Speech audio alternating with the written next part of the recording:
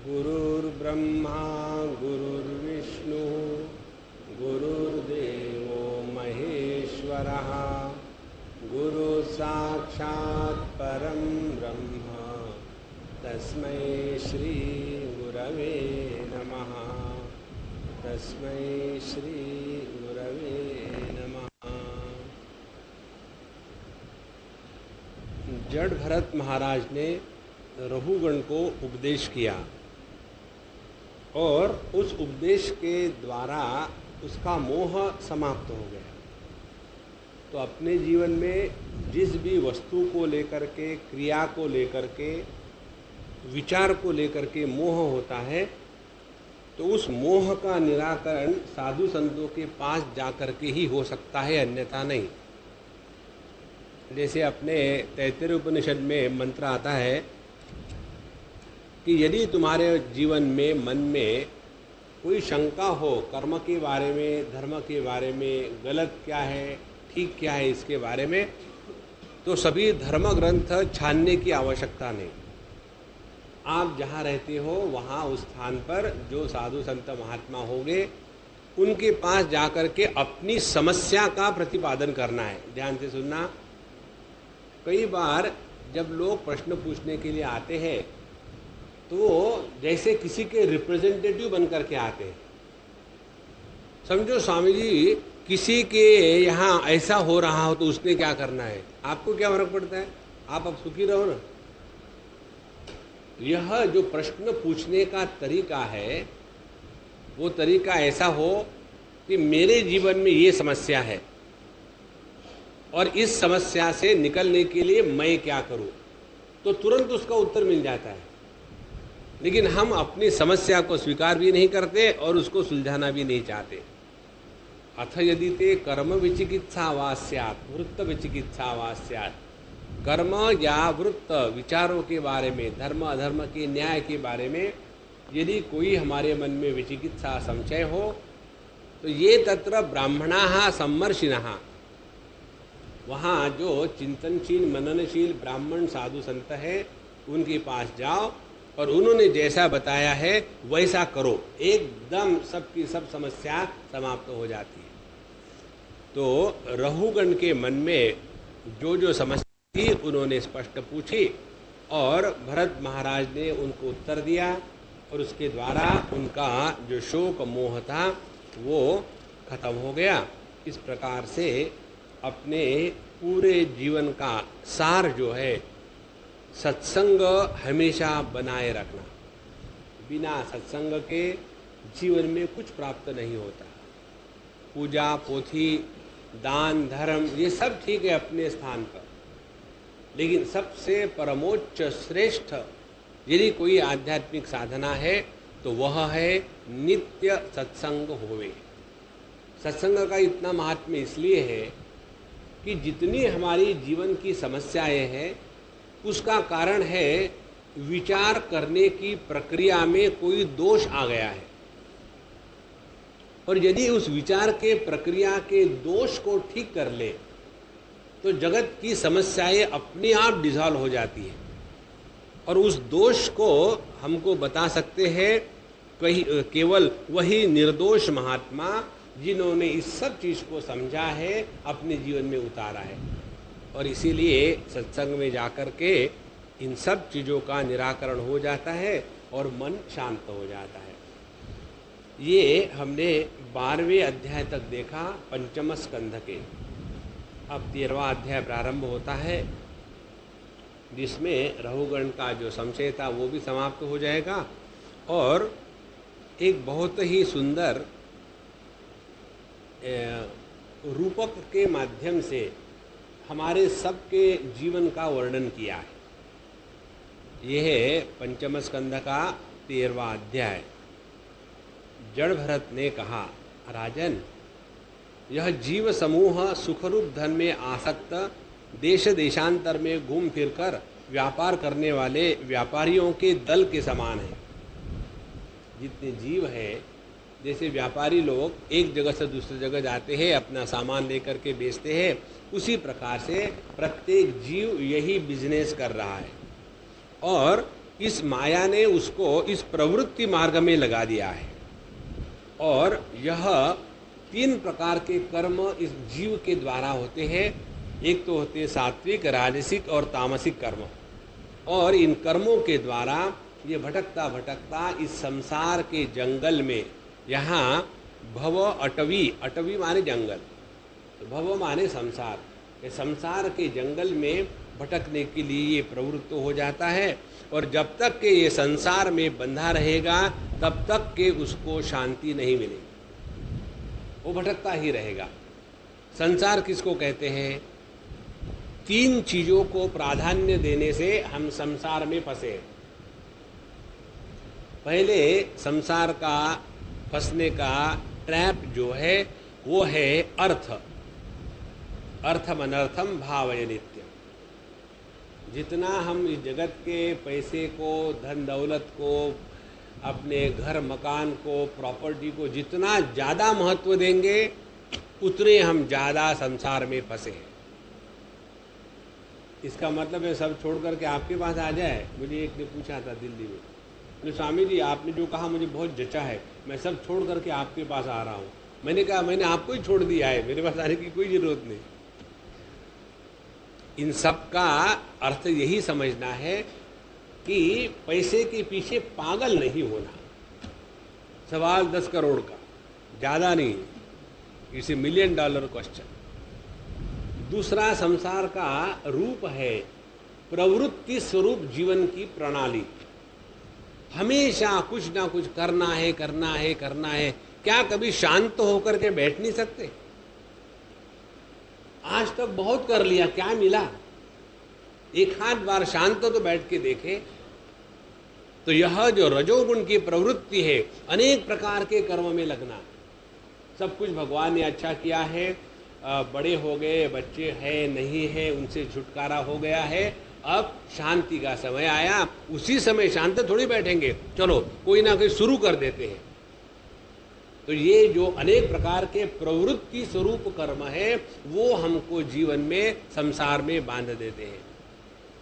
और तीसरे ये सकाम कर्म के अनुष्ठान, हमको ऐसा ऐसा चाहिए, फिर चले गए इस देवता के पास, वहाँ के पंडित जी ने बताया यदि ऐसा यज्ञ करोगे, ऐसी दक्षिणा चढ़ाओगे, इतने चक्कर काटोगे तो जरूर तुम्हारी कामना पूरी होगी। एक व्यक्ति हमारे माहिम में शीतला देवी के मंदिर में गया और वहाँ जाने के बाद उसने कहा, भैया मैं तुम्हारी भक्ति करता हूँ, पूजा करता हूँ, मुझे मेरी कामना पूरी कर दे। तो उसने करी जैसे बताया।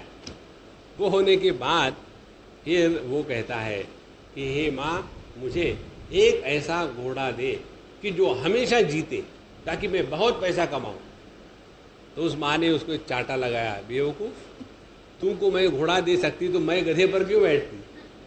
क्योंकि शीतला देवी का जो वाहन है वो गधा है। तो जितनी सकाम भावना से किए गए सत्कर्म है, पुण्य कर्म है, वो हमको इस संसार में फिर बांध के रखते हैं। ये है सत्वगुण का बंधन।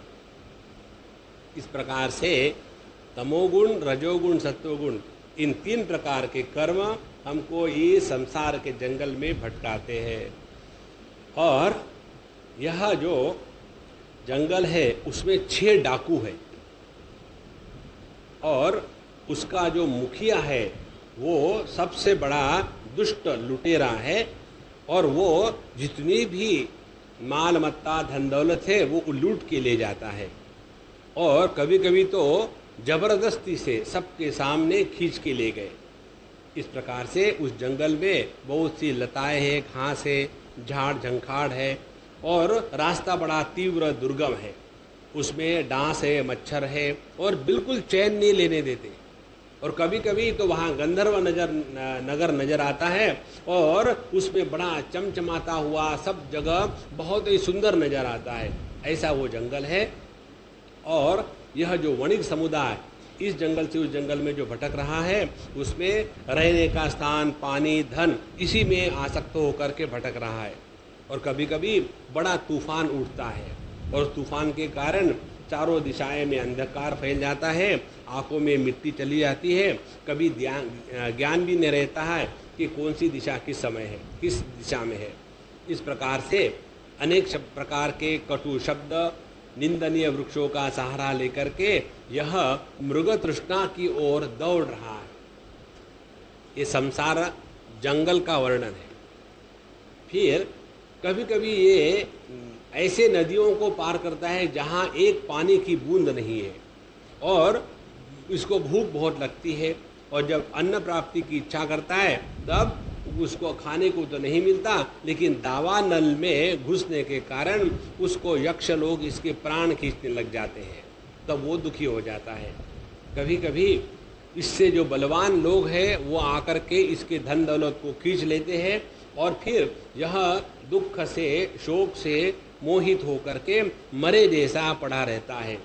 थोड़े ही समय में फिर उसको कोई गंधर्व नजर आता है और फिर उसमें जाकर के खुशी मनाने लगता है। इस प्रकार से कभी पर्वतों पर चढ़ना है, कभी नीचे उतरना है, अपने कुटुंब को बहुत बड़ा कर दिया है और उनको खाने का सामान नहीं, इसके कारण वो अपने भाई बहन बच्चे सभी पर गुस्सा करते रहता है। और जैसे अजगर के लिए कोई अन्न वैसे ही पहुंच जाता है मरा, उसी प्रकार से ये भी इस सब के विषयों के द्वारा प्रभावित होकर के पड़ा रहता है, क्योंकि जो विषयों का गुलाम है वही अपना अधपतन का कारण बनता है। कभी कभी ये इस जंगल में मधु माने शहद को ढूंढने के लिए निकलता है, तो शहद तो क्या, वहाँ की मक्खियाँ आकर के इसको काटने लग जाती है। इस प्रकार से यह अनेक प्रकार के प्रयत्न करता है, लेकिन उसको सुख शांति नाम का कोई अनुभव आता ही नहीं। फिर भी ये अपने धन दौलत की जो मोह है, आसक्ति है, लोभ है, उसको त्यागने के लिए बिल्कुल तैयार नहीं है। और उसके जीवन में अनेक आशाएं हैं, ऐसा मकान होना चाहिए, ऐसा दुकान होना चाहिए, ऐसी पत्नी होनी चाहिए, ऐसे बच्चे होने चाहिए। ये सब की सब कल्पना रह जाती है, उसको कुछ नहीं मिलता और तब वो दूसरों की वस्तुओं पर नज़र रख करके अपनी इच्छाओं को पूरा करने का प्रयत्न करता है और इसमें और दुखी हो जाता है। इस प्रकार अनेक प्रकार के व्यवहार में फंस करके एक दूसरे से द्वेष भाव उसके जीवन में बढ़ जाता है और जितना द्वेष बढ़ेगा उतना वो दुखी होता रहेगा। ऐसा करते करते जंगल में भटकते भटकते उसके साथी जो थे उसमें से कोई मर जाते हैं और कोई नए पैदा होते हैं। जो मरे हैं उनको छोड़ देता है, जो पैदा है उनको लेकर के साथ में आगे तक चल रहा है। इस प्रकार से यह दर दर भटकता हुआ भी कभी भी परमानंद की प्राप्ति नहीं कर सकता। किसी ने अपना नाम परमानंद रख दिया तो बात अलग है, नाम रखने से कोई परमानंद नहीं होता। तो अपने जीवन में जो स्वाभाविक शांति है उस स्वाभाविक शांति को वो प्राप्त नहीं हो सकता। और इस प्रकार से यह इस जंगल में भटकते हुए कभी भी सुखी नहीं हो सकता। उसके बाद यह जो बंजारियों का दल है, जीव का दल है, एक स्थान से दूसरे स्थान पर जा रहा है, वो फिर अपनी इच्छाओं को पूरा करने के लिए भिन्न भिन्न देवताओं का आधार लेना शुरू कर देते हैं, जिसके द्वारा वो एक ही चाहते हैं अपने इंद्रियों को तृप्ति मिले और अपना अभिमान और बढ़ता रहे। अपनी इंद्रियों की तृप्ति और अभिमान को बढ़ाने के चक्कर में वो भूल जाते हैं कि मौत भी अब नजदीक आ रही है। अज्ञानियों के लिए मृत्यु सत्य है और ज्ञानियों के लिए परमात्मा सत्य है। तो हम लोग अज्ञानी हैं तो मृत्यु का स्मरण करके जीवन को चलावे, और यदि हम में अज्ञान का प्रभाव कम हो गया है प्रभु की दया से, तो भगवान का स्मरण करके जीवन जिए। इन दोनों के द्वारा जगत में आसक्ति नहीं होगी। जब अपने मृत्यु का स्मरण बना रहता है या भगवान में प्रीति जागृत हो जाती है, तो दोनों के द्वारा संसार के प्रति वैराग्य स्वाभाविक जागृत हो जाता है। इस प्रकार से यह अनेक प्रकार के जंगलों में भटकने वाला जीव एक दूसरे को देख करके कंपटीशन करता है, ऐसा करना वैसा करना, तब तक उसका बुढ़ापा आ गया। लेकिन वहाँ भी वो अनेक प्रकार के भोगों में ही लिप्त रहता है। इस प्रकार से इस जगत से छुटकारा पाने के लिए केवल एक ही है। रहुगण को बताते हैं, रहुगणत्वमपि ही अध्वनोस्य संन्यस्त दंडः कृतभूत मैत्रः असि असंजितात्मा हरिसेवयाशितम ज्ञानासीमादाय तराति पारम। इसलिए हे रहुगण, तुमने भी आज तक के इसी प्रकार का जीवन जिया है, तो इससे निकलने के लिए आप सब दुनिया को छोड़ो और अपने मन को प्रभु के चरणों में लगाओ। अपने मन को प्रभु के चरणों में लगाना माने जगत के वस्तु, विषय, व्यक्ति, इनके बारे में एक भी संकल्प मन में नहीं आना। जब हमारा मन अनात्म वस्तु का चिंतन करना बंद कर देता है, उस समय हमारा मन आत्मचिंतन में लगा हुआ। और जब तक ये हमारे मन में अनात्म वस्तु का चिंतन लगा रहेगा, तब तक के संसार बना रहेगा। और इसीलिए ये जो है, जिस स्पष्ट कहते हैं भरत जी महाराज, तुम दूसरे को सिखाने का जो कार्य कर रहे हो, तुमने कहा था मैं राजा हूँ, इसीलिए दूसरों को दंड देना, उनको सुधारना, ये मेरा धर्म है। ये तुम जो कह रहे थे, ये तुम्हारा धर्म नहीं है। तुम्हारा धर्म है अपना स्वयं का उद्धार करो, दूसरे के चक्कर में मत पड़ना। इसीलिए तुम भी इसी मार्ग में भटक रहे हो, और ये प्रजा को दंड देने का जो कार्य है उसको छोड़ो, सबसे प्रेम करो, विषयों में अनासक्त हो जाओ, और भगवान की सेवा करके अपने हृदय में उस परमात्मा तत्व के प्रति जिज्ञासा जागृत करो और उसी के चिंतन में रहो। यही जीवन का मूल उद्देश्य है, बाकी सब बकवास। देखो, आप अपने घरों में जब आपकी पहले बार शादी हुई थी, दोनों भी ठीक ही है, पहली और पहले बार, जब आपकी पहली शादी पहले बार हुई थी, उस समय घर को सजाने में ये लाना है, वो लाना है, ऐसा करना है, कितना उस पर इंटरेस्ट रहता था। अब दीवारों पर वो स्पाइडर्स ने छाते बना के रखे हैं।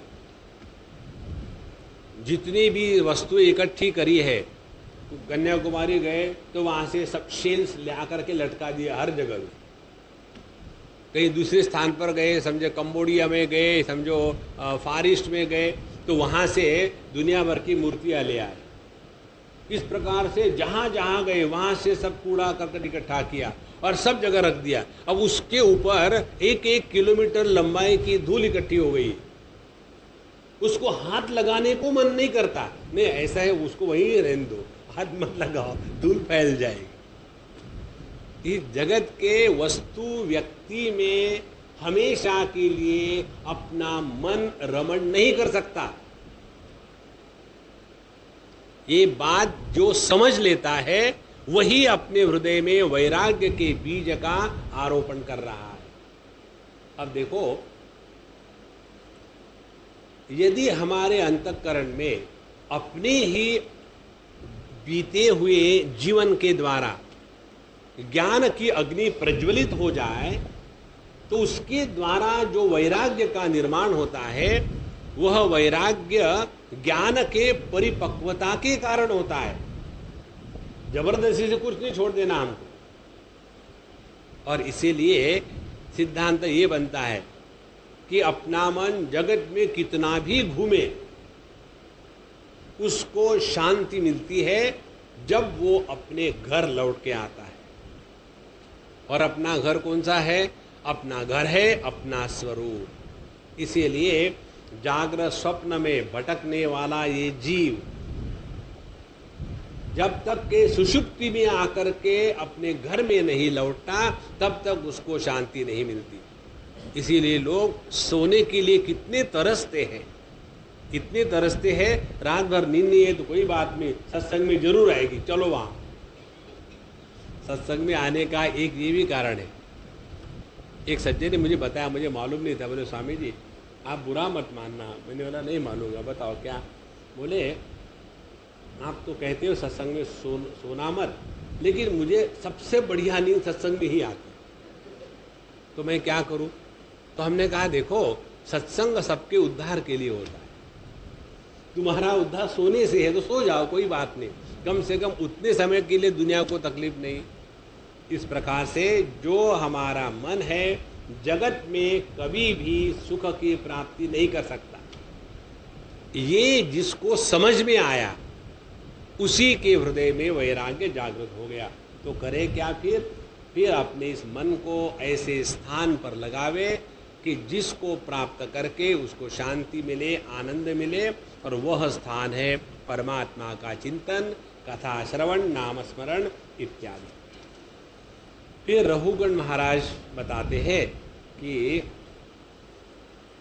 सभी योनियों में अहो नृजन्म अखिल जन्म शोभनम किम जन्म भी स्व अपरहि अपि अमुष्मिन।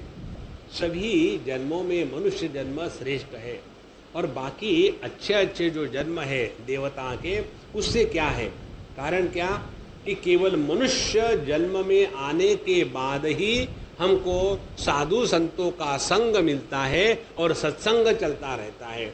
बाकी किसी भी योनि में यह संभव नहीं है। देवताओं के योनि में भी सत्संग की बात कहीं नहीं आती शास्त्रों में। जो पशु पक्षियों की योनि वहाँ भी नहीं आती, केवल एक जगह में आता है जहाँ काकभूषुंडी जी के पास गरुड़ जी पहुँच जाते हैं। बाकी सब जगह में केवल मनुष्य जीवन में ही सत्संग संभव है, और इसीलिए हमको आपका ये सत्संग मिला, इसके कारण सब पाप ताप नष्ट हो गए हैं, और मैं अब कृतज्ञ हो गया हूँ, कृतकृत्य हो गया हूँ।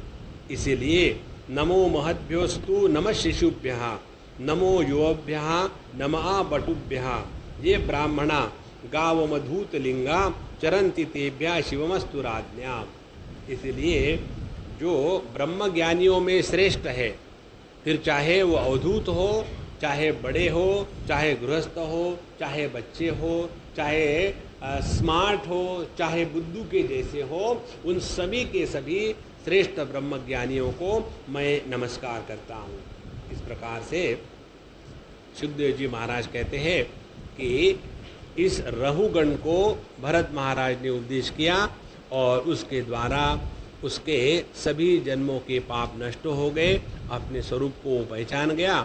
इस प्रकार से केवल सत्संग से ही परमात्मा तत्व का निरूपण, ज्ञान और जीवन जीने की कला हमारे जीवन में आ सकती है। एक बार एक सज्जन ने मुझे कहा,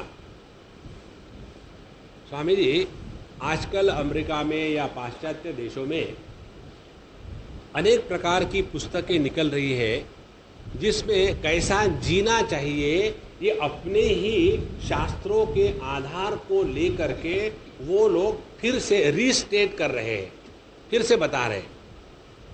माने सिद्धांत हमारे ही है, लेकिन उन लोगों की विशेषता ये है कि हर एक विषय को वो इस प्रकार से प्रस्तुत करते हैं कि समझ में जल्दी आता है।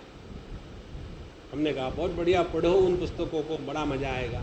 देखो यह जो ज्ञान होता है ना, ये ज्ञान जब तक के अपने जीवन में नहीं उतरता तब तक के उन शब्दों का प्रभाव सुनने वाले के हृदय पर नहीं होता।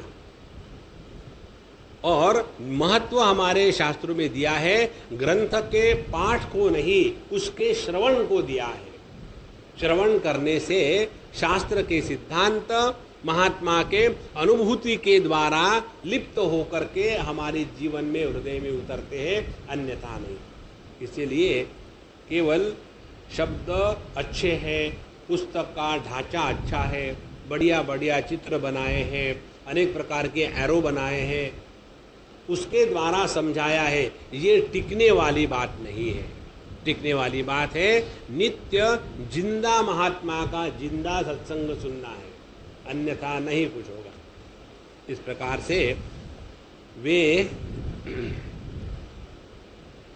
भरत जी महाराज ने उनको उपदेश किया और फिर चल गए।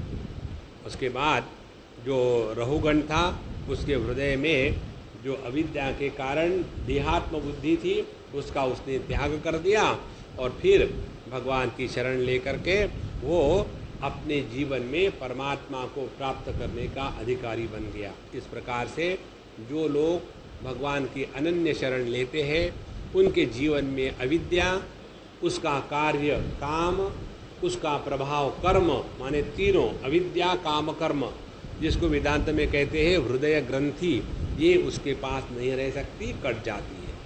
इस प्रकार से परीक्षित राजा को हमारे सुखदेव महाराज कथा भागवत की बता रहे हैं। तो परीक्षित राजा पूछते हैं कि हे भगवान, आपने जो बताया वो ठीक है, लेकिन जिस प्रकार से आपने इस भव अटवी का वर्णन किया है, संसार जंगल का, संसार के अरण्य का जो वर्णन किया है, ये साधारण लोगों को समझ में नहीं आता कि उसमें पहाड़ पर चढ़ना है, दावा नल में घुसना है, उसके बाद वहाँ तूफान आना है, फिर आँखों में मिट्टी चली जानी है और अनेक प्रकार के लता वृक्ष वहाँ है और ईंट पत्थर है, कंकड़ है। उसके बाद 6 डाकू है, उसमें से नंबर 1 का डाकू बड़ा दुष्ट है। ये जो आपने बताया ये तो केवल आपने इस प्रकार से बताया जैसे कोई ज्ञानी व्यक्ति उसको समझ ले, जिस पर शास्त्रों के संस्कार है वो समझ सकते हैं, लेकिन जो साधारण व्यक्ति है उनको ये समझ में नहीं आएगा। इसीलिए आप ऐसा बताइए कि यह दुर्बोध विषय सभी को सुबोध होकर के समझ में आ जाए, बताइए। इसको लेकर के 13वां अध्याय पूरा हुआ। अब 14वें अध्याय में ये जो भव अटवी का प्रसंग चला था उसका स्पष्टीकरण यहाँ सुखदेव जी महाराज कर रहे हैं। कहते हैं कि मनुष्य जब तक देहाभिमान में रहता है तभी तक उसके द्वारा कर्म होते हैं। पहला सिद्धांत, सुषुप्ति अवस्था में हम अपने स्थूल देह के साथ और सूक्ष्म देह के साथ तादात्म्य करके नहीं रहते। वहाँ हमारा अस्तित्व केवल कारण देहात्मक होता है और इसीलिए सुषुप्ति अवस्था में किसी भी प्रकार के कर्म नहीं होते। तो कर्म का मूल कारण क्या हो गया? कर्म का मूल कारण हो गया हमने अपने आप को देह के रूप में स्वीकार किया है, हमने अपने आप को सूक्ष्म देह के साथ तादात्म्य करके कर्तृत्वाभिमानी के रूप में स्वीकार किया है। तो जब तक हमारे अंतःकरण में ये बात स्पष्ट नहीं होगी, कौन सी बात? साधना जो है वो है स्थूल देह से तादात्म्य छोड़ने की जो भी प्रक्रिया होगी वो साधना है। और दूसरी बात, जिसके द्वारा हमारे कर्तृत्वाभिमान का तिरस्कार होगा, कर्तृत्वाभिमान को हम छोड़ सकेंगे, वो साधना है। अब ये 2 साधना कौन सी है? जिसके द्वारा हम अपने देहात्म भाव का त्याग करेंगे वो है निष्काम कर्मयोग की साधना।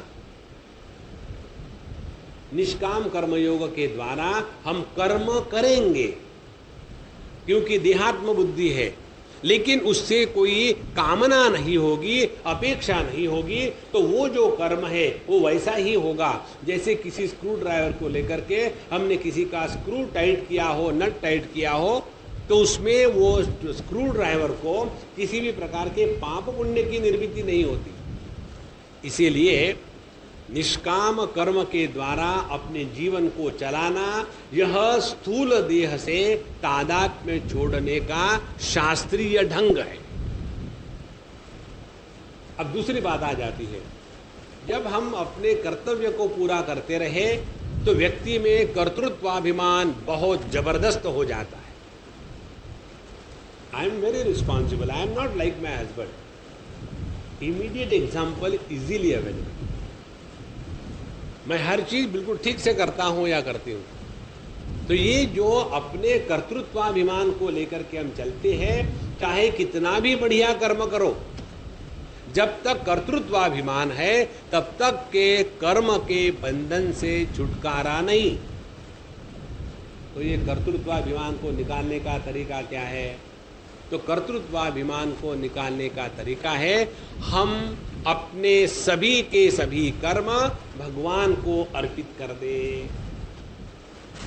ईश्वरार्पितम और नेच्छया कृतम, जो जो हम कर्म कर रहे हैं वे सभी के सभी जब भगवान को अर्पण करना शुरू करेंगे तो उसके द्वारा हमारा कर्तृत्वाभिमान एकदम डायलूट, ढीले होने लग जाता है।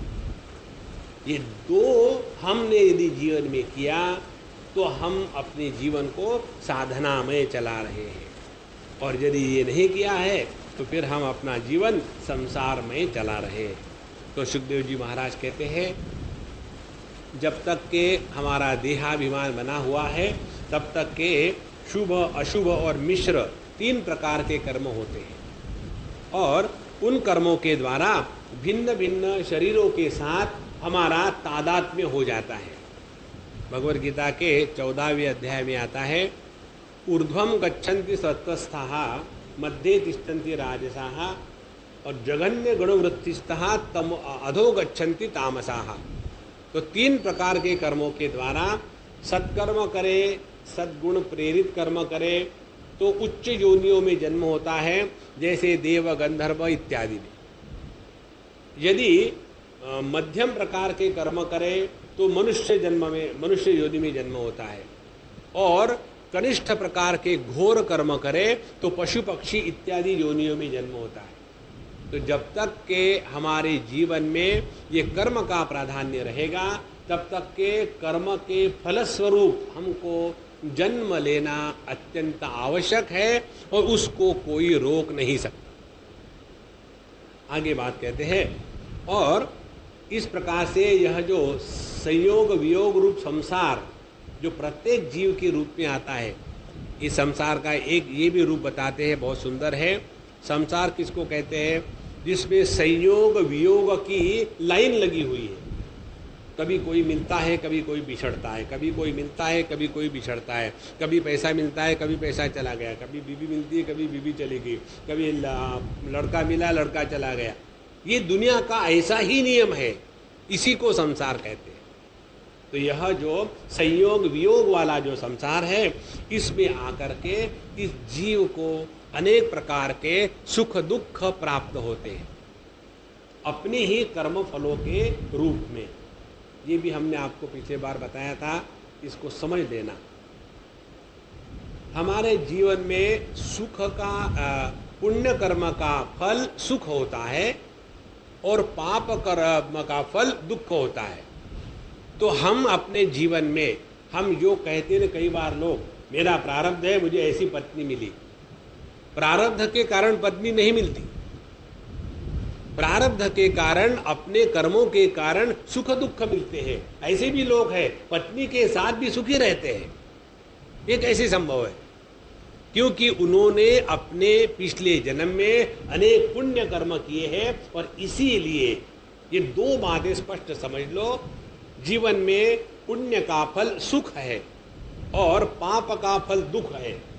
अब देखो, यदि हम जीवन में दुख आने के बाद दुखी हुए तो क्या कहा हमने? मैंने पिछले जन्म में पाप किया था, इसका अनुमोदन किया है, इसीलिए दुखी बने। और यदि जीवन में दुख आने के बाद आप दुखी मत हो तो क्या होगा? ये जो दुख हमारे पाप कर्मों का जो फल है, ये अपने आप आकाश में विलीन हो जाएगा। यही साधना है। उसी प्रकार से हमने जो जो अपने जीवन में अच्छे सत्कर्म पुण्य कर्म किए हैं, उसके फलस्वरूप हमको इस जीवन में सुख समृद्धि ऐश्वर्य मिलता है। तो ये जो सुख दुख के भोग भोगने के लिए हमको भगवान ने 5 ज्ञानेंद्रिया और एक मन दिया है। एक बात समझ लेना, जो भोग होते हैं वो हमेशा ज्ञानात्मक होते हैं, भोग कभी भी क्रियात्मक नहीं होते। जैसे हमको लड्डू खाना है तो लड्डू खाने का भोग है, लड्डू बनाने का कर्म है। तो लड्डू बनाने में थकावट आ जाती है, खाने में मजा आ जाता है, क्योंकि खाने में हमने अपने ज्ञानेंद्रिय का उपयोग किया है। इसीलिए जितने भोग होते हैं वो ज्ञानेंद्रिय के माध्यम से और मन के सपोर्ट से होते हैं।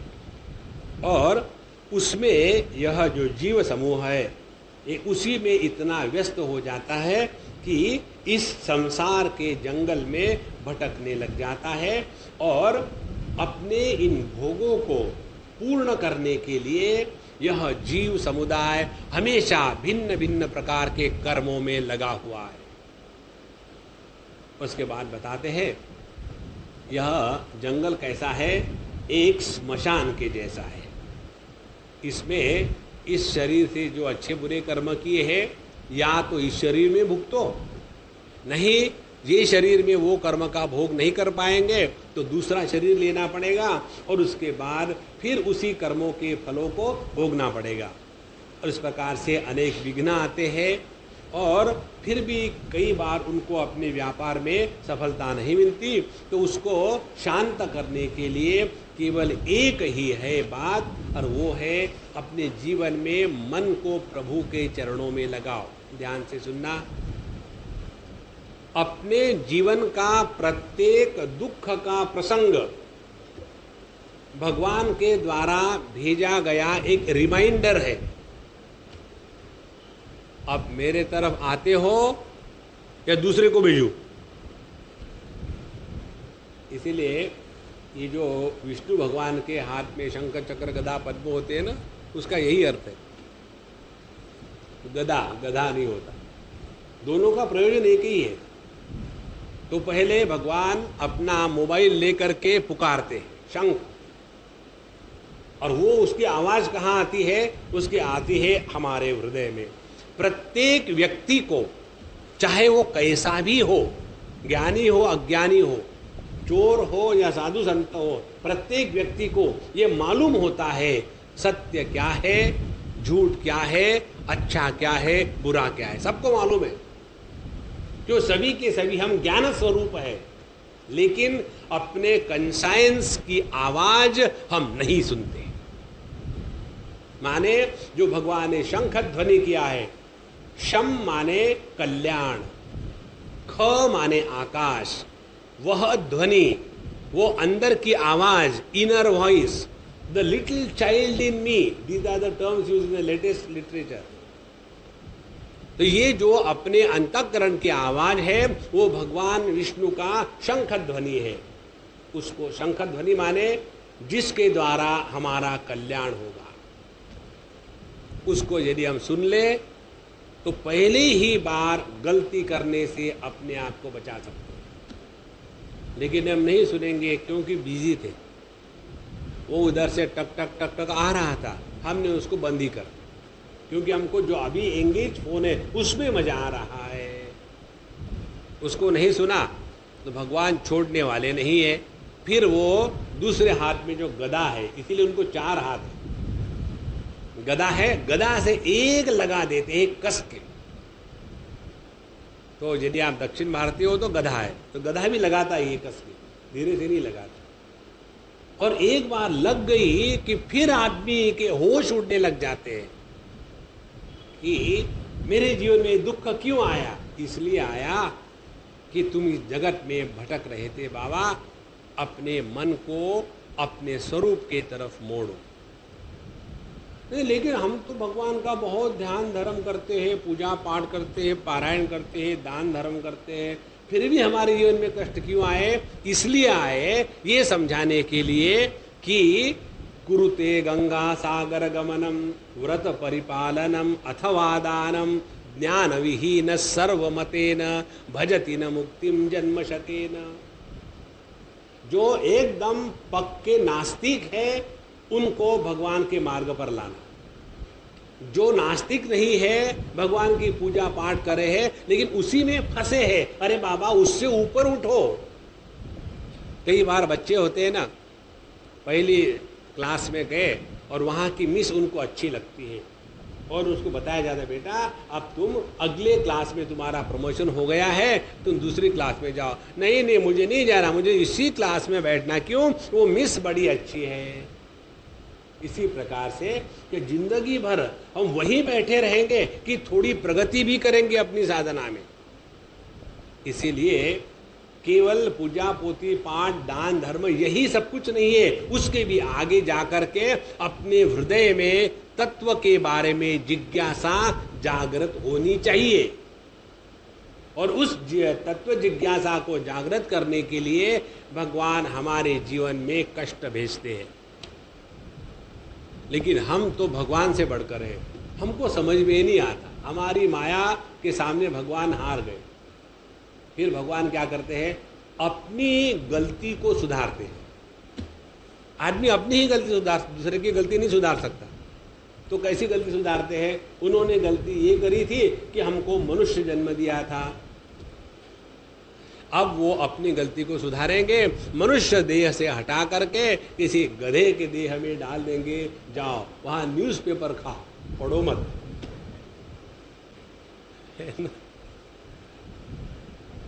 और इस प्रकार से ये तीसरा है भगवान का सुदर्शन चक्र। सुदर्शन चक्र माने काल चक्र। इस काल चक्र के प्रभाव में आकर के फिर पुनरपि जननम पुनरपि मरणम चल रहा है। और ये सब चलते हुए फिर भगवान का जो शंख ध्वनि है वो अखंड अनाहत ध्वनि चल रहा है। इस अनाहत ध्वनि को जिसने सुना उसको कमल हाथ में आता है। कमल माने बीजेपी वाला नहीं, कमल माने असली, जो परमात्मा के प्राप्ति का आनंद है वो उसको प्राप्त हो जाता है। इस प्रकार से यह जो जीव है अनेक प्रकार के भोग को प्राप्त करने के लिए प्रयत्न करता है, भटकते रहता है, लेकिन उसको कभी भी शांति नहीं मिलती और फिर भी यह भगवान के भक्ति का मार्ग पकड़ता नहीं। और इसीलिए ये 6 इंद्रिय और मन, इनको डाकुओं के समान कहा है। जो बताया था ना उसमें, ये 6 डाकुओं का समूह था। तो कौन है ये डाकू? तो डाकू है हमारे 5 ज्ञानेंद्रिय और 1 मन। और उसमें ये बताया था कि उन डाकुओं का जो सरदार था बहुत दुष्ट था। तो कौन दुष्ट है? यह जो मन है, ये सभी इंद्रियों का सरदार, ये बहुत ही दुष्ट है। और यही हमको गलत प्रकार के कर्मों में लगाता है। और असल में होना क्या चाहिए? जितना हम पैसा कमाते हैं, धन कमाते हैं, ये शास्त्र के सिद्धांत है, पैसा कमाया जाता है उसके द्वारा धर्म का अनुष्ठान होवे इसलिए। देखो, कोई भी देश में गवर्नमेंट हो या राजा हो, लोगों से जो कर वसूल करता है, टैक्सेस, वो किस लिए?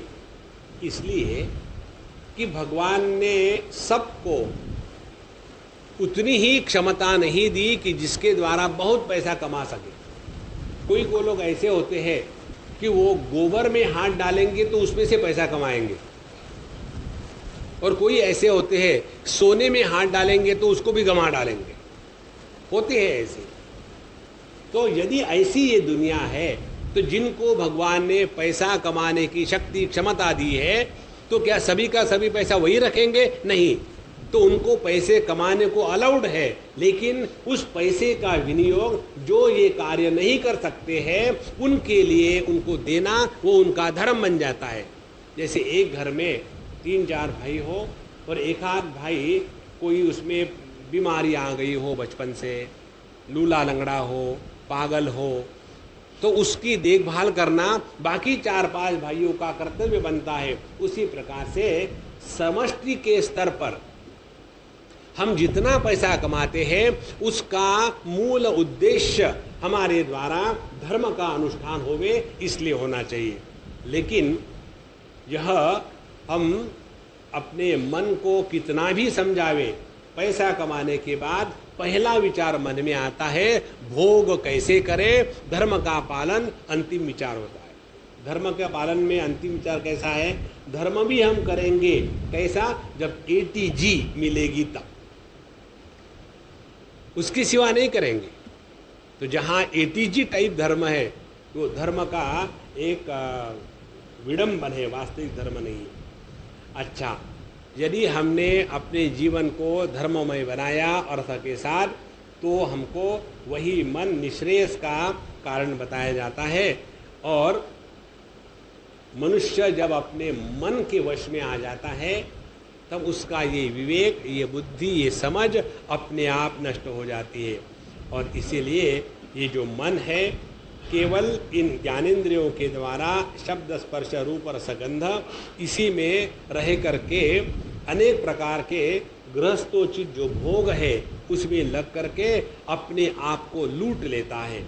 इसीलिए इस मन को सबसे बड़ा लुटेरा या डाकू कहा गया है।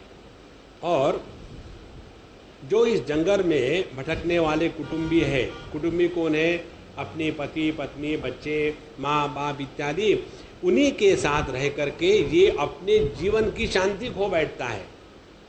तो अपने जितने सगे संबंधी हैं वो जंगल में जैसे भेड़िए होते हैं, उस प्रकार से हमको अपने ही आप से हटा करके दूर ले जाते हैं। और जिस प्रकार से जंगल में हमेशा आग लगी रहती है, कभी वहाँ के तृण जलते हैं, कभी बड़े होते हैं, उसी प्रकार से इसी हर एक के जीवन में, संसार में कभी अच्छा है कभी बुरा है, ये चलता ही रहता है। और इतना होने के बाद भी यह गृहस्थ कभी कभी इसी संसार में गंधर्व नगर का दर्शन करता है। गंधर्व नगर का दर्शन माने अपने बम्बई की, साउथ बम्बई की शादियाँ, उसको कहते हैं गंधर्व नगर का दर्शन। वहाँ दुनिया भर के टीवी के कैमरे हो गए और उसके बाद अनेक प्रकार के लाइट हो गए और दुनिया भर के लोग लाइन में खड़े हैं और वहाँ कबूतर नहीं दोनों खड़े हैं और जा कर के उनके साथ में लेकर के फोटोग्राफी हो रही है। ये सब गंधर्व नगर है, उसमें वास्तविकता कुछ नहीं है। दूसरा आता है, पहला हटा दूसरा बैठा। इस प्रकार से इसी संसार में ये जो संसारी लोग हैं वहाँ उसको सत्य मान करके उसी में अपने मन को लगा के रखते हैं। इस प्रकार से मिथ्या जगत के मिथ्या अभिमान को सत्य मान करके परमात्मा को भूल जाते हैं और फिर इस जगत के भोग के पीछे दौड़ते रहते हैं। इस प्रकार से यह व्यक्ति अनेक प्रकार के संसार के अरण्य में इधर से उधर दौड़ धूप कर रहा है। और जब रजोगुण की धूल चढ़ जाती है आकाश में तो वो उसके आँखों में जा कर के उसकी दिशा भ्रम कर देती है। उसको ये पता नहीं चलता कि हम इस जन्म में किस लिए आए हैं, अपने जीवन का उद्देश्य क्या है, हम क्या खोज रहे हैं और कहाँ भटक रहे हैं। यह दिशा भ्रम उसको हो जाता है, कारण कि यह रजोगुण के प्रभाव में आ गया है। इस प्रकार से यह मन इन इंद्रियों का गुलाम बन करके, इंद्रियों का सारथी बन करके इस जीव को यहाँ से वहाँ भटकाता है और फिर इसका जीवन धीरे धीरे मुर्दे के जैसा बन गया। जीवन में कोई रस नहीं रहता। ध्यान से सुनना, आप जगत का कोई भी भोग ले लो, कोई भी भोग, उस भोग में रस ज़्यादा से ज़्यादा 1 बार 2 बार 4 बार 10 बार, उसके बाद उसी भोग में कभी भी आनंद नहीं आ सकता। जैसे उदाहरण के लिए अपने हिंदुस्तान में पैसा नहीं है, पढ़ाई नहीं है, खाने को नहीं मिलता, इसीलिए लोग पाश्चात्य देशों में जाते हैं। हम लोग तो भूखे रहते हैं ना, सभी लोग वहाँ जाते हैं। वहाँ जा कर के खाने के लिए बहुत है, रहने के लिए बहुत है, गाड़ियाँ ट्रक के साइज़ की है, बहुत बढ़िया है। लेकिन वहाँ जा कर के देखो, किसी के चेहरे पर मुस्कान नहीं, चेहरे लटके हुए। तो कितने भी भोग रहे, उन भोगों में ज़्यादा समय तक हमारा मन नहीं रह सकता। और यही कारण है पाश्चात्य देशों में इतने डाइवोर्सेस क्यों होते हैं, क्योंकि एक के साथ हमेशा बांध के रखने के लिए बहुत आत्मबल चाहिए। जो व्यक्ति भोग प्रवृत्ति से ऊपर उठा है वही ऐसा जीवन जी सकता है। तो अनेक प्रकार के भोग में लगा हुआ है और इस प्रकार से जीवन की व्यथा बढ़ती जाती है। और फिर आगे बताते हैं इसके जीवन में फिर यह अपने प्रेस्टीज को बनाने के लिए, सोसाइटी में अपना स्टेटस बनाने के लिए फिर पाखंड में फंस जाता है। अब हम आ गए जीव के उस उम्र को कि जब वो अब अपने घर गृहस्थी के कार्य को निभा के रखा है, अब उसको उसका सामाजिक जीवन शुरू हो गया है। सामाजिक जीवन में आकर के व्यक्ति फिर अपने घर गृहस्थी को तो भूल गया है और फिर उसकी दौड़ भाग चलती रहती जगत में। सबके सामने जा कर के मैं ये करता हूँ, मैं वो करता हूँ, मैंने ये किया, मैंने वो किया, सुबह से शाम तक के दुनिया को सुधारने में लगे हुए हैं। और उसमें होता क्या है, मेरा नाम, मेरी कीर्ति, मैंने ये किया, मैंने वो किया। इस प्रकार से यह पाखंड में फंस जाता है। और उसके बाद ये इसने जिसको जिसको अपना कह करके इकट्ठा किया था वही उसके दुश्मन बनने लग जाते हैं। और ये सब होता होता जब बुढ़ापा आता है तब उसको समझ में आता है it is too early for the next life. ये जन्म में तो हमने आज तक बहुत कुछ किया, लेकिन अब कोई किसी का साथ नहीं देता। और उस समय फिर सोचता है हम यदि पहले ही सत्संग करते तो थोड़ी बहुत बात समझ में आती। ध्यान से सुनना, स्त्री और पुरुष उन दोनों में बुढ़ापे में स्त्री खुश रहती है, पुरुष दुखी रहता है। हम अपना ऑब्जर्वेशन बता रहे हैं। हम उसका कारण क्या है? उसका कारण ये है कि अनेक प्रकार के दुखों के माध्यम से जाते जाते स्त्री को जीवन में जितने दुख होते हैं उतने पुरुष को कभी नहीं होते। इसीलिए स्त्री का जो अनुभव का क्षेत्र है वो विस्तृत है, गंभीर है और सूक्ष्म है। और इसी के कारण स्त्री के हृदय में भगवान के प्रति भक्ति बहुत स्वाभाविक जागृत हो जाती है। और जिसके हृदय में भगवान के प्रति भक्ति जागृत हो गई उसका बुढ़ापा बहुत सुंदर चलता रहता है। लेकिन आदमी जो है वो अपने ही अभिमान में रह करके अपने आप को 30 मार का समझता है कि मेरे जैसा कोई है ही नहीं। और यदि उसको बुढ़ापे में अकेला रहने का समय आया तो फिर उसका जीवन इतना निम्न तरह का होता है कि कोई उसको पूछते नहीं, क्योंकि पूरे जवानी में जीवन में भगवान को याद नहीं किया। तो ऐसा जब व्यक्ति बुढ़ापे में आ जाता है तब वो अनेक प्रकार के दुखों से दुखी होने लग जाता है। बुढ़ापे में कौन से दुख होते हैं? पहला दुख, मेरी कोई बात सुनता नहीं, सबसे पहला। दूसरा दुख, मेरे अनुभवों का लोग फायदा नहीं उठाते। मैं तो सबको अपने अनुभव देने को तैयार हूं, लेकिन सब मुझे टालते हैं। तीसरी बात, मुझे सब कुछ मालूम है लेकिन मुझे कोई पूछते नहीं। ये बुढ़ापे के दुख है। और इसी दुख से चलते चलते फिर आगे, I am the most unwanted furniture in this house. और जब ये सब बातें होने लग जाती है, इसी में दुख में आदमी फंसा हुआ है। और उस समय एक न्यूज आती है, अपना ही जवान लड़का मर गया। जिस बाप को अपने जवान लड़के के मृत्यु की खबर सुननी पड़ती है उसके जैसा दुखी और कोई नहीं। उसके बाद दूसरे की खबर आती, वो भी मर गया।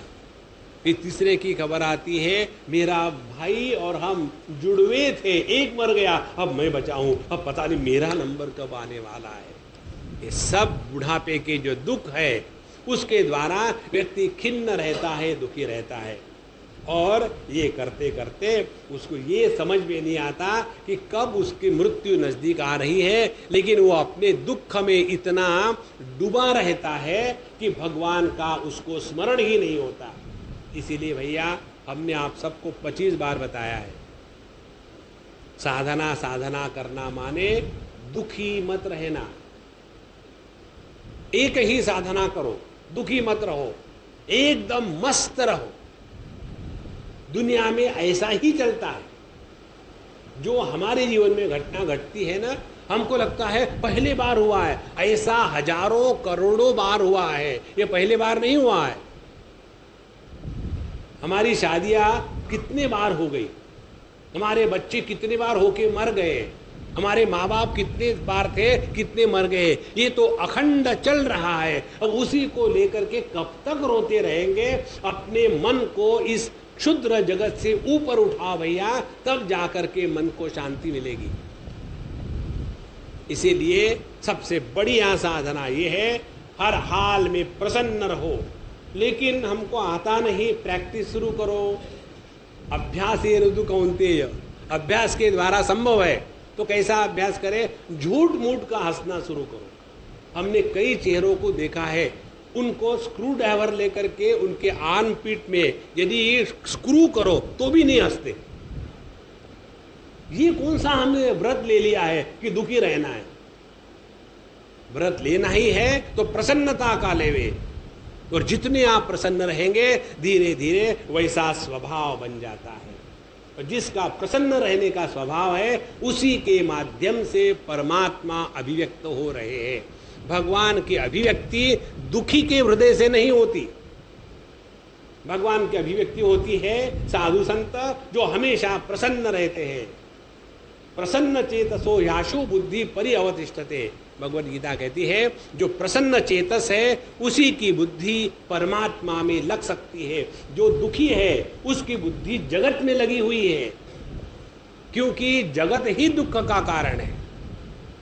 इसीलिए यह जो जीव है इस प्रकार से बुढ़ापे में आकर के अपने ही दुखों में इतना दबा रहता है।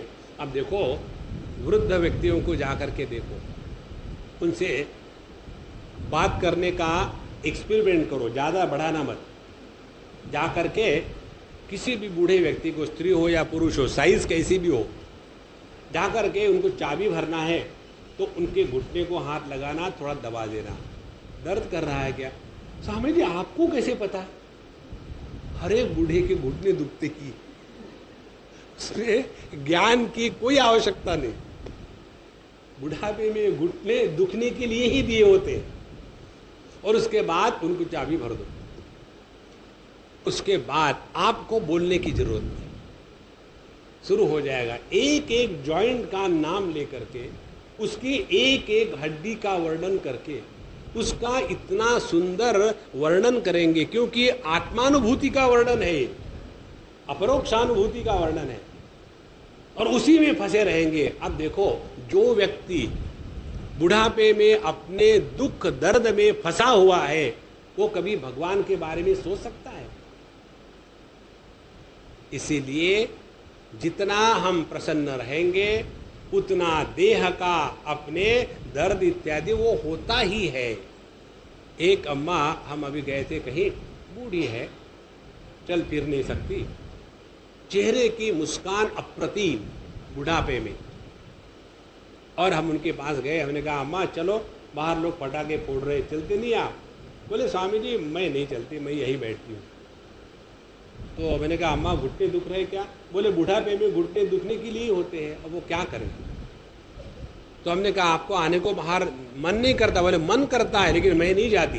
बोले क्यों? कि जब मैं जाऊंगी तो 2 आदमी मुझे पकड़ने के लिए चाहिए, और फिर उन बच्चों का जो आनंद का समय है वहाँ मैं बुढ़ाऊ जा कर के उनके आनंद में मैं नमक नहीं डालना चाहती, इसीलिए मैं जहाँ हूँ वही मस्त रहती हूँ। देखो कितनी बड़ी बात है। ये बात आदमी नहीं समझ सकता। उसी स्थान पर हमने एक बूढ़े आदमी को देखा। ये उस बूढ़ी औरत की कहानी। दुख में होते हुए भी कभी भी वो अपने दुख की बात नहीं करती और सबके साथ प्रसन्न रहती है। और दूसरे बुढ़ाऊ, उनको किसी कारण से ऐसा भ्रम हो गया है कि उनके सभी बच्चे उनके पैसे लेकर के लूटने वाले हैं, उनको मारने वाले हैं। अब उनकी उम्र है 85। इस उम्र में जितने उनके फाइल्स है, कागज है, पोथी है, ले करके साथ में चलते हैं। टॉयलेट में जाएंगे तो उसको साथ में लेके जाएंगे, और वहां से आएंगे तो उसको लेके आएंगे। अपने कमरे में अपने बच्चों को ही नहीं आने देते, जिसमें से कोई लेके जाएगा। अब मरने के लिए तैयार हो रहे हो और अभी भी वो पैसे पैसे इतने फंसे हुए हैं। ऐसे व्यक्ति को काहे का भगवान, काहे का आनंद, काहे का सुख, ऐसा व्यक्ति पैदा होने के अगले जन्म में पैदा होगा तो पुस्तक बाउंड बुक के रूप में पैदा होगा। इसीलिए बाबा अपने मन को प्रभु के चरणों में लगाओ, ये बताने के लिए यह जो वर्णन आया है भव अटवी का। तो इस कर्म विधि का विस्तार ज़्यादा बढ़ा करके कितना भी कर्म आप बढ़ाओ, ये पहाड़ के ऊपर चढ़ने के जैसा है। इसमें आपको कभी भी शांति नहीं मिलेगी। हमको कई लोग आकर के बताते भिन्न भिन्न प्रकार से, स्वामी जी आप वहाँ आ जाओ, आपके लिए हमने सब व्यवस्था बना के रखी है, आश्रम भी है और वहाँ ठीक है, और आपको सब दे देंगे, वहाँ आकर के बैठो और चौकीदार बनो। आश्रम आपने बनाया है और चलाने के लिए हमको बुलाते, आप चलाओ, हम आएंगे, रहेंगे, चले जाएंगे, रुकेंगे नहीं। इस जगत में किसी भी स्थान विशेष में और कर्म विशेष में अपने आप को बांध के नहीं रखना है, तब जाकर के हम देह के अध्यास से ऊपर उठेंगे। अच्छा, इस प्रकार से जीव का जीवन चल रहा है और फिर उसको अनेक प्रकार के अभिमान, गर्व होते हैं, जिसके कारण पहले वो दूसरों को तकलीफ देता था, अब वही उसको तकलीफ देने लगते हैं। इस प्रकार से प्रवृत्ति मार्ग में रह करके यह जीव संसार को प्राप्त होता है। तो भगवान भगवद गीता के 5वें अध्याय में बताते हैं, जीवन में प्रवृत्ति और निवृत्ति इन दोनों का संतुलन होना आवश्यक है। जिसके जीवन में प्रवृत्ति ही प्रवृत्ति है, निवृत्ति का नामो निशान नहीं है, वो स्वयं दुखी रहता है और दूसरे शांत व्यक्ति को देख करके और दुखी हो जाता है। इनको तो कुछ है ही नहीं, पड़े रहते, मैं ही सब कुछ करता हूं, तो करते रहो। तो जीवन में दोनों का बैलेंस होना चाहिए। इसीलिए अपने गृहस्थाश्रम में रह करके ये बात यदि हमने करी तो हमने गृहस्थाश्रम का धर्म अपने सनातन धर्म के अनुसार निभाया है। कौन सी बात? गृहस्थाश्रम में आकर के हम निष्काम कर्म के द्वारा देह अध्यास से ऊपर उठे, ईश्वरार्पण कर्म करके कर्तृत्वाभिमान का त्याग करें, और तीसरी बात, ऐसे शुद्ध अंतःकरण में तत्व की जिज्ञासा जागृत हो जाती है, तब जाकर के तत्व का चिंतन करें। उसके लिए श्रवण मनन निधिध्यासन ये जीवन में नित्य बना रहे। ये यदि हमारे जीवन में हुआ है तो हमने मनुष्य जन्म में आकर के थोड़ा बहुत अपने आप को सुधारा है।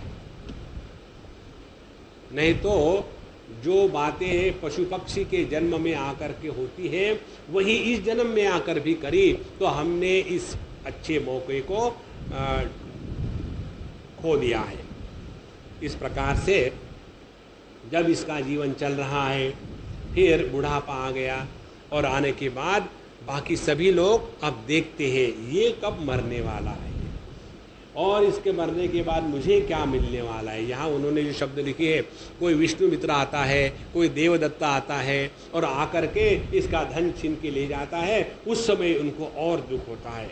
इस प्रकार से यह एक दूसरे को देना लेना, अनेक प्रकार के प्रवृत्ति में रहना, इसका नतीजा क्या है? सुख दुख राग द्वेष भय अभिमान प्रमाद उन्माद शोक मोह लोभ मात्सर्य ईर्ष्या अपमान क्षुधा पिपासा आदि व्याधि जन्म जरा मृत्यु, अनेक प्रकार की परंपरा हमारे जीवन में लगी रहती है। इसीलिए अपने आप को इस सब चीज़ों से हटा करके भगवान के चरणों में लगाना, ये बताने के लिए ही इस भव अटवी का वर्णन लगाया गया है। इसीलिए हम लोग भरत जी के चरित्र को देखें। उन्होंने अपने जीवन को योग्य प्रकार से चलाया, और योग्य प्रकार से चलाया माने कैसा? बुढ़ापा आने के बाद सब कुछ अपने बच्चों को सौंप दे करके अपने आप का जो बुढ़ापे का समय है वो भगवान की आराधना उपासना करने के लिए वो जंगल में चले गए। लेकिन वहां भी जाने के बाद उनने एक गलती करी। गलती कौन सी करी? सत्वगुण के प्रभाव में आकर के दूसरों का भला करने लग जाओ तो दूसरों का तो भला नहीं होगा, अपना सत्यानाश जरूर होगा। देखो भैया, एक बात समझ लो, दूसरे के प्रति दया नहीं होनी चाहिए। फिर क्या होनी चाहिए? दूसरे के प्रति सेवा भाव होना चाहिए। जब दूसरे पर दया करेंगे तो बेचारा, मैं जब इन लोगों को देखता हूँ ना तो मुझे बहुत दुख होता है। फिर आप क्या करते हैं? कुछ नहीं, फिर मैं घर जाकर के चिकन पुलाव खा ही लेता हूँ। पत्नी ने बनाया है तो ना कैसे कहे। ये जो दूसरे पर दया करना है, वो दूसरे को तुच्छ लेखना है, वो गलत बात है। दूसरा आदमी कितना भी दुखी हो, उसमें यदि हम भगवत दर्शन करेंगे तब जाकर के हमारे हृदय में सेवा भाव जागृत होगा। इसीलिए किसी पर दया मत करना ही है तो सेवा करो। सेवा करने वाला हमेशा कनिष्ठ होता है, और जिसकी सेवा करी जाती है वो श्रेष्ठ होता है। यही साधना का लक्षण है। नहीं तो जैसे हमारे भरत महाराज ने, बेचारा हिरनी का बच्चा अकेला है, अब इसको कौन देखेगा, उसको दूध मैं पिलाता हूँ, उसको घास मैं खिलाता हूँ, और धीरे धीरे उसी सत्व गुण का परिणाम विकार हो गया, रजोगुण, और उसी हिरनी के बच्चे में आसक्त हो गए। और आसक्त होने के बाद फिर उन्होंने सब अपनी पूजा पोथी धारणा ध्यान सब कुछ त्याग दिया, और उसी आसक्ति में अपने देह का त्याग किया।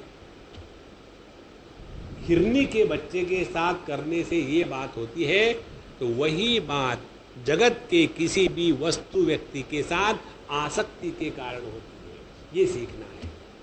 इसीलिए बुढ़ापे की साधना क्या है? किसी में आसक्त मत रहो। एक हद तक ठीक है, बच्चों की शादी कर दी, बहुत हो गया, अब उनके बच्चे के पीछे मत लगो, उनको अपने बच्चों को देखने दो। नहीं, लेकिन उनके बच्चे, फिर उनके बच्चे की उनके बच्चे, फिर उनके बच्चे की उनके बच्चे, मरने की भी तो सोचो ना। कब तक हम इस जगत में फंसे रहेंगे बाबा? इसीलिए यह जो भरत जी का चरित्र है, फिर इस चरित्र की अगली बात, जब उन्होंने ब्राह्मण रूप में जन्म लिया तो उन्होंने अपने पिछले जन्म की जो गलती थी उसको सुधारा था। पिछले जन्म की गलती क्या थी? वो आसक्त होकर के, एक जानवर में आसक्त होकर के उन्होंने एक जन्म व्यर्थ गमाया। तो इस मनुष्य जन्म में आकर के फिर वो किसी के साथ कोई भी आसक्ति का संबंध नहीं रखते थे। ये बात हमको इस चरित्र से सीखनी है। जब तक कि हम इस जगत के वस्तु व्यक्तियों में आसक्त होकर के रहेंगे, परमात्मा का दर्शन असंभव है।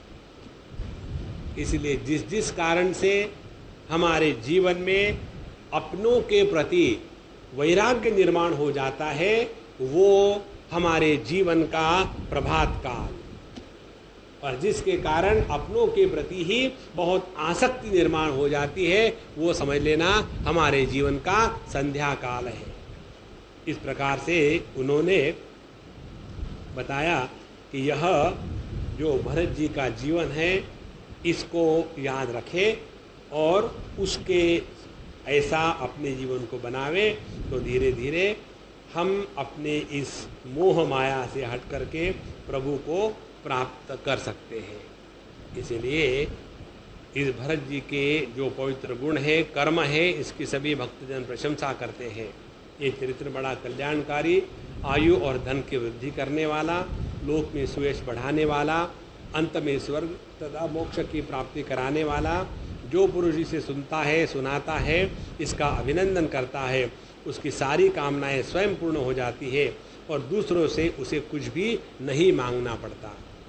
इस प्रकार से यह जो चरित्र आया है भरत जी का और उसके बाद ये संसार इत्यादि का वर्णन है, ये हम सबके मन में साधना, भगवान के प्रति समर्पण, जगत में आसक्ति का त्याग, ये बताने के लिए पूरा का पूरा प्रसंग है। इसके पश्चात अगले 8-10 अध्यायों में भरत जी के वंश का वर्णन आता है, फिर भूगोल का वर्णन आता है। भूगोल माने यह पृथ्वी, उसके बाद जो भिन्न भिन्न लोक है उन लोगों का वर्णन आता है।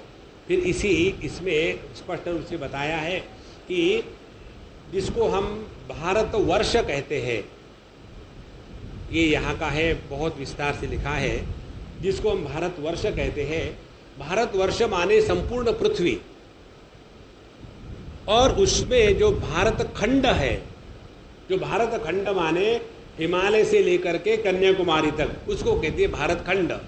इसीलिए जो लोग ये संकल्प करते हैं उनको मालूम है, उसमें होता है भारतवर्षे भारत खंडे, भरत खंडे। तो यह संपूर्ण पृथ्वी ये मनुष्य की कर्म भूमि है और उसमें आकर के हमको कर्म करने का स्वातंत्र दिया है, जिसके द्वारा हम अपने जीवन को बदल सकते हैं। ये इतना विस्तार से इसमें वर्णन आया है और ये सब वर्णन का तात्पर्य हम समझेंगे। तात्पर्य यह है कि इतना विस्तृत ये भुवन कोश जो है, 14 भुवनों का ये जो संसार है, ये सभी का सभी परमात्मा के सामने तुच्छ है। तो ऐसे सर्वश्रेष्ठ भगवान के प्रति हम अपने आप को समर्पित करें। और दूसरी बात, यह संपूर्ण विश्व भगवान की निर्मित है, इसीलिए सभी में भगवान का दर्शन करें। ये दो बातों को समझाने के लिए यह भूगोल का और खगोल का वर्णन आया है। इसी में बताते हैं जो यह हमारा भरतखंड है, हिंदुस्तान है, इसी में गंगा जी का अवतरण होता है और इसीलिए यह जो स्थान है, इसमें जन्म लेने के लिए देवता लोग भी हमेशा तरसते हैं। इसमें विशेष रूप से बताया है कि अनेक प्रकार की नदियाँ हैं, पहाड़ है और अनेक प्रकार के यहाँ स्थान है, अनेक प्रकार की औषधियाँ है। ये बताने के पश्चात दूसरे जो वर्ष है, दूसरे जो देश है, खंड है, उनका भी उन्होंने अनेक प्रकार से वर्णन किया है। और उसके पश्चात आता है कि किम पुरुष और भारतवर्ष का वर्णन। ये है 19वां अध्याय। इसमें किम पुरुष माने जो हमारे हनुमान जी है, हनुमान जी जिस जाति में पैदा हुए हैं उस योनि को कहते हैं किम पुरुष। और इन किम पुरुषों में हनुमान जी हैं और वो हमेशा भगवान की पूजा इत्यादि करते हैं। और उसके बाद यह जो भारतवर्ष है, इस भारतवर्ष में भगवान नर नारायण के रूप में अवतार लेकर के यहाँ हमेशा वास करते हैं। और यह जो स्थान है भारतवर्ष, ये बहुत ही श्रेष्ठ है। यही आकर के सभी लोग अपना उद्धार कर सकते हैं। इसीलिए देवता भी इस भारतवर्ष की बड़ी महिमा गाते हैं। कहते हैं कि जिन जीवों ने भारतवर्ष में भगवान की सेवा के लिए योग्य मनुष्य जन्म प्राप्त किया है, उन्होंने ऐसा कौन सा पुण्य किया अथवा इन पर स्वयं श्री हरि प्रसन्न तो नहीं हो गए।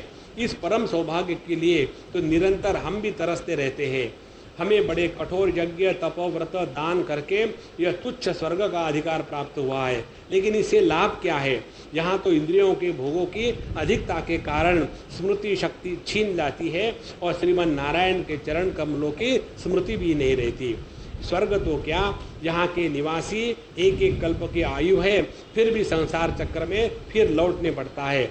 लेकिन भारत भूमि में थोड़े ही समय तक जन्म लेकर के मनुष्य सत्संग के माध्यम से अपने आप का उद्धार कर सकता है। इसीलिए भगवान रामचंद्र कहते हैं रामायण में कि सबसे श्रेष्ठ स्थान यदि इस पृथ्वी पर कोई है तो अपना भारतवर्ष, जहाँ सत्संग, भगवान की महिमा इत्यादि का महात्म्य अभी तक बना हुआ है।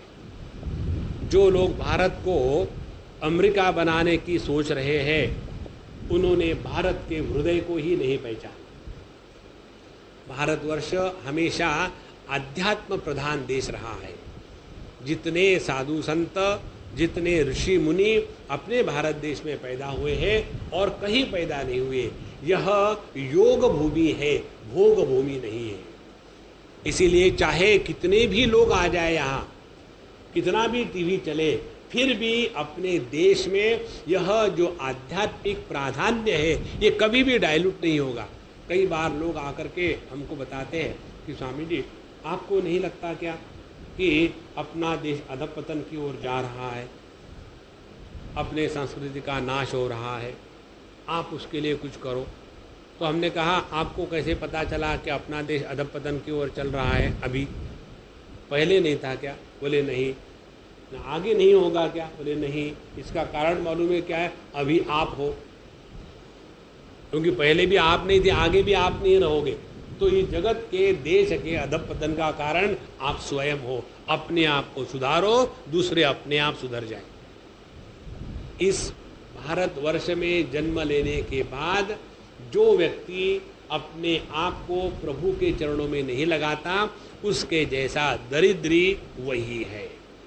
उसके पश्चात यहाँ नित्य निरंतर साधु संत का, भक्तों का निवास होता है, और जहाँ ऐसी बातें नहीं होती वह स्थान क्या ब्रह्मलोक भी क्यों न हो, सेवन करने के योग्य नहीं है। आगे कहते हैं कि भारतवासियों का कैसा सौभाग्य है। यहाँ भिन्न भिन्न देवताओं के उद्देश्य से अलग अलग भाग रख करके विधि मंत्र द्रव्यादि से योग पूर्वक, श्रद्धा पूर्वक उनको दान प्रदान करते हैं, हवि प्रदान करते हैं। इस प्रकार से सभी की इच्छाओं को पूर्ण करने वाले भगवान हरि यहाँ बड़ी सुलभता से उपलब्ध हो जाते हैं। इसीलिए जिन्होंने अच्छे कर्म किए हैं, जिन पर भगवान की कृपा है, वही व्यक्ति इस भारतवर्ष में जन्म लेता है। और हम भी भगवान का यही भजन करते हैं कि हे भगवान, इस स्वर्ग का भोग होने के बाद हमको फिर भारतवर्ष में जन्म देना। इस प्रकार से भारतवर्ष की और गंगा अवतरण की बात बताने के बाद बाकी जो द्वीप है, बाकी जो कॉन्टिनेंट्स है, उसके बारे में अनेक प्रकार के वर्णन, वहाँ की नदियाँ, वहाँ के पहाड़, वहाँ के लोग, वहाँ की पद्धति जीवन की, ये सब बताने के पश्चात फिर खगोल के वर्णन में आ जाते हैं। सूर्य क्या है, सूर्य की गति कैसी है, सूर्य के जो सारथी है अरुण, वो कैसे है। सूर्य के जो सारथी हैं वो पैरों से लंगड़े हैं, उनको पोलियो हो गया है, और वो हमेशा सूर्य भगवान की तरफ देख करके उस रथ का संचालन करते हैं। उनके 7 घोड़े हैं, उसी से लेकर के 7 दिन होते हैं।